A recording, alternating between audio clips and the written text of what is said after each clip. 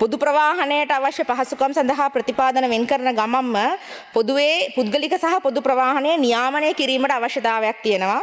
ඉතින් මං හිතන්නේ මේ අවුරුද්දේ අපි ජාතික ප්‍රවාහන කොමිෂන් සභා පනත සංශෝධනය කරමින් මේ ප්‍රවාහනය නියාමනය කිරීම සඳහා ඓතිහාසික පියවරක් තැබලා තියෙනවා. අපි දන්නවා ජාතික ප්‍රවාහන කොමිෂන් සභා පනත 1991 දී සම්මත වුණාට මේ අවුරුද්ද වෙනකම් මේ පනත යටතේ කිසිම රෙගුලාසියක් එමෙතන නියාමනයක් සිදු කරලා තිබුණේ නැහැ. ඒ අනුව මෙම වසරේ සිට පටන් අරගෙන අපි නියාමන කටයුත්ත ශක්තිමත්ව කරගෙන යනවා. ඒ අනුව පාරට දාන බස්වල සහ අනෙකුත් පොදු ප්‍රවාහනයේ තියෙන මේ රෝඩ් වර්දිනස් කියන එක. එහෙම නැත්නම් මාර්ගයට සුදුසුයිද කියන එක බලන එක විශේෂයෙන්ම පොදු බස් රථවල ඒ වගේම මත්ද්‍රව්‍ය භාවිතා කිරීමට ඒක මම හිතන්නේ පොලිසිය හරහා RMB එක හරහා සිද්ධ වෙන රෙගුලාසි කිරීමක්.